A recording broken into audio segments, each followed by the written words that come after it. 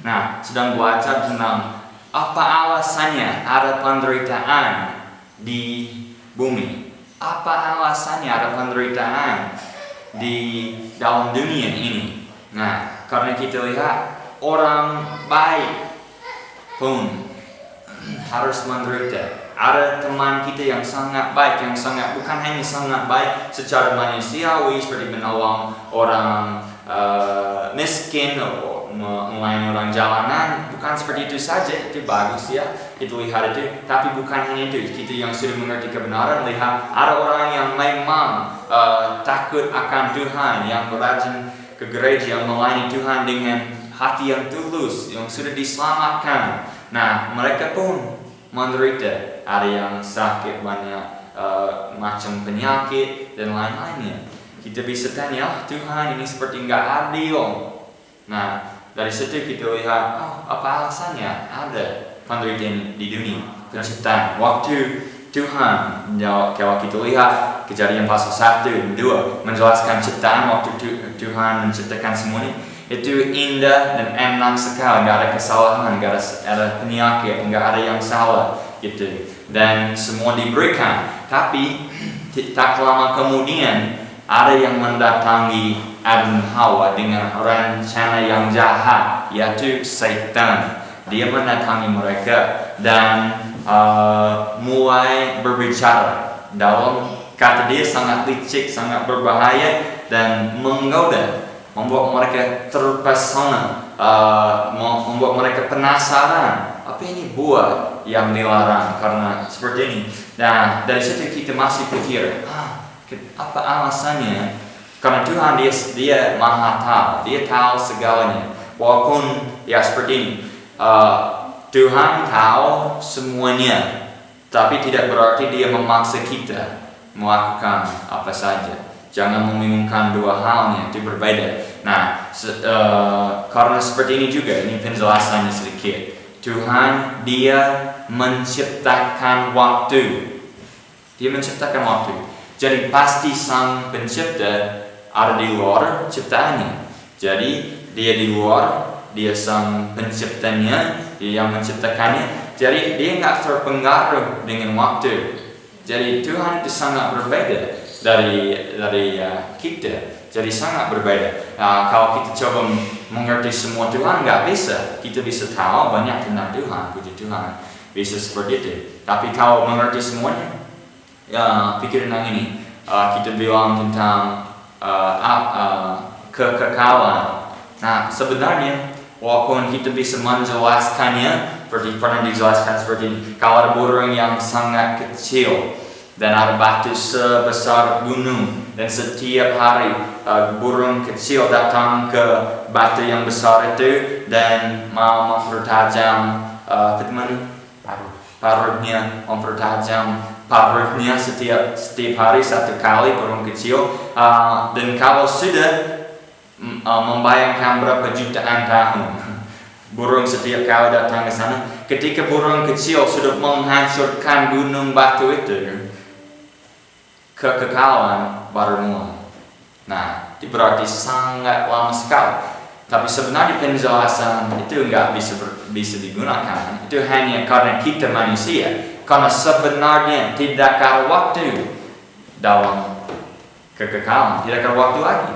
Itu hanya ada. Nah, pikiran kita seperti terbakar, coba membayangkannya, nggak bisa masuk ke pikiran karena kita hidup di dalam waktu, ruang, dan kita pikir harus ada ruang, harus ada waktu, atau nggak bisa ada sesuatu ya. Nah, itu karena kita manusia terbatas gitu. Nah, Tuhan nggak seperti itu. Dia di luarnya.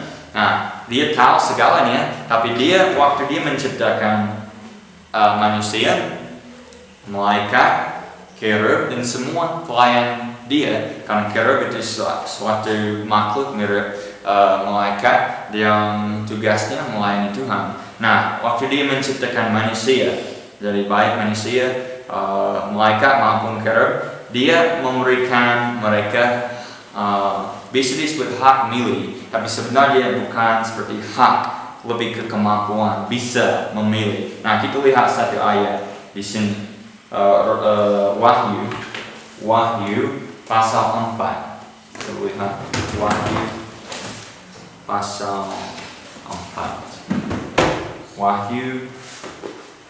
Ini ada ayat tentang alasan Tuhan. Karena ini kembali ke sini.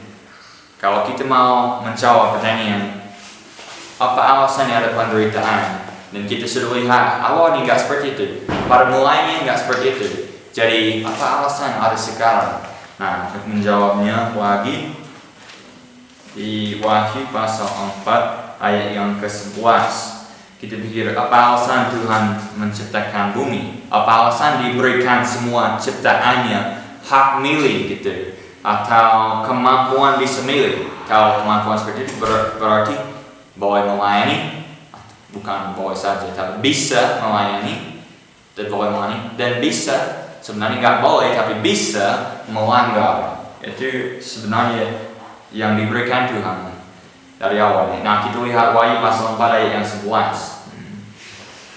Engkau layak ya Tuhan untuk menerima kemuliaan dan hormat dan kuasa, sebab Engkau telah menciptakan segala sesuatu, dan untuk kesenangan-Mu mereka ada, atau penciptaan itu ada dan diciptakan. Jadi di sini sekali lagi, dan untuk kesenangan-Mu, yaitu Tuhan, penciptaan atau mereka ada dan diciptakan. Jadi alasan Tuhan menciptakan segala sesuatu, manusia, malaikat, dan lain-lainnya, Dia menciptakannya untuk Dia, untuk kesenangan Dia.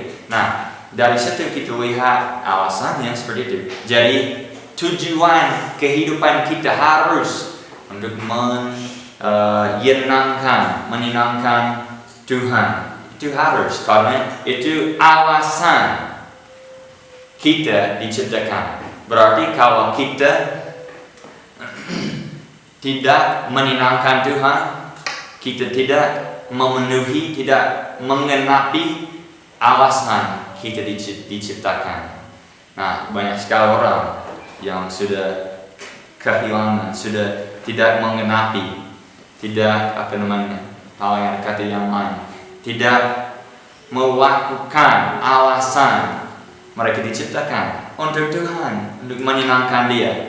Jadi itu tujuan kita sebagai orang Kristen. Nah, dari situ kita lihat apa alasan Tuhan memberikan, kan pertanyaan dari awalnya, apa alasan Tuhan memberikan manusia bisa memilih seperti itu, harus melakukan yang benar, tapi juga bisa, tidak boleh, tapi bisa melanggar. Seperti saya bilang, Adam dan Hawa ditempatkan ke kebun Eden, di mana semuanya disiapkan, pohon, bisa makan, dan juga terus jangan lupa seperti ini, yaitu mereka, kalau kita lihat akhir pasal 2 Kejadian, di situ dijelaskan dan juga di ayat yang lain, dan juga Roma pasal 15, bahwa mereka juga tidak hanya belum berdosa sampai mereka makan buah, tapi juga keadaannya mereka itu ketidakberdosaan. Kalau bahasanya innocence, mereka tidak mengenal dosa, mereka tidak pikir tentang jahat dan baik seperti kita sekarang. Kita mengerti kejahatan, kebaikan, tapi mereka tidak seperti itu, hanya diberikan. Jadi dari situ kita lihat Tuhan sangat menolong mereka melakukan yang baik, karena mereka tidak tergoda seperti kita. Walaupun ya tergoda, mereka punya penasaran gitu. Dan di sini dijelaskan Tuhan menciptakan semuanya untuk kesenangan Dia, untuk menyenangkan Dia. Nah, dari situ kita lihat Tuhan memberikan manusia kemampuan atau bisa melanggar. Tidak boleh, tapi bisa. Nah, itu karena Tuhan, itu cara, karena sama seperti ini. Kalau Tuhan mau menciptakan seperti robot yang hanya melakukan apa saja yang Dia program melakukan, ya bisa. Tapi itu nggak sama, itu bukan pelayan dari hati. Jadi waktu Dia menciptakan baik manusia, karena terbukti kira bisa berdosa, karena iblis itu kerub yang berdosa. Malaikat sudah banyak yang berdosa, yaitu anak buah Satan. Nanti kita bisa pelajari lagi. Dan manusia sudah berdosa. Nah, masih banyak malaikat yang baik, banyak yang tidak berdosa ya. Tapi anak buah iblis atau anak buah Satan itu malaikat yang sudah berdosa. Jadi banyak yang ikut sama Lucifer atau Satan waktu dia berdosa. Dia melanggar dan memberontak melawan Tuhan. Nah, jadi Tuhan memilih memberikan manusia. Sebenarnya bukan hak, karena hak itu menjelaskan sesuatu yang kita seharusnya bisa lakukan ya, atau boleh. Nah, itu bukan boleh, karena dosa nggak boleh. Tapi bisa, iya, manusia bisa berdosa. Itu manusia mampu melanggar Tuhan, dan sering terjadi ya. Nah, itu dari situ Tuhan mau yang menyembah Dia itu dari hati. Jadi baik malaikat, manusia maupun kerub, semuanya itu karena kerelaan kita. Itu sangat berbeda dengan iblis. Iblis walaupun dia nggak bisa memaksa, dia tidak bisa memaksa kita melakukan kejahatan. Jangan lupa itu. Dia tidak bisa memaksa karena Tuhan sudah memberikan kita kemampuan memilih. Tapi kalau kita membiarkan iblis sedikit pun, dia akan ambil kesempatan tersebut. Jadi dikatakan kalau kita membuka pintu sedikit pun, iblis pasti dia masukin kakinya dan mau masuk semuanya. Nah, juga iblis dia mau mengendalikan. Tuhan selalu mau kita dengan kerelaan hati melayani Dia. Karena itu tujuan ciptaan Dia. Tapi iblis dia mau coba lihat orang yang dirasuki iblis. Dia banyak disakiti dan langsung dikendalikan si iblis yang masuk itu. Tapi Tuhan nggak seperti itu. Jangan membingungkan dua halnya. Buah Roh Kudus yang masuk ke dalam kita itu kita menguasai atau mengendalikan diri. Bukan seperti ada sesuatu yang kita lakukan yang enggak sadar itu terjadi, enggak. Itu dari iblis. Tidak pernah dijelaskan dalam firman Tuhan. Tuhan melakukan sesuatu seperti itu. Itu berbeda sekali. Nah, dari situ diberikan kemampuan. Nah, karena awal ini menjelaskan dosa masuk ke dalam dunia ini dan kematian melalui dosa. Dan mungkin karena masih belum terjawab sama sekali, tapi harus ada pengawalnya supaya kita mengerti cara dosa masuk ke sini. Dan karena dosa Adam diturunkan sampai kepada kita. Nah, dan di situ yang dijelaskan di ayat 15 di Roma pasal 5 ayat 15 sampai 20 dijelaskan bahwa sama seperti melalui satu orang dosa masuk ke dalam dunia. Kemudian dijawab ayat 15 dan berikutnya, sama seperti itu melalui satu orang, yaitu Yesus Kristus. Karena ketaatan satu orang, Dia bisa menyelamatkan siapapun yang datang kepada Dia. Mungkin di pelajaran berikutnya kita bisa lanjut belajar tentang alasan ada penderitaan.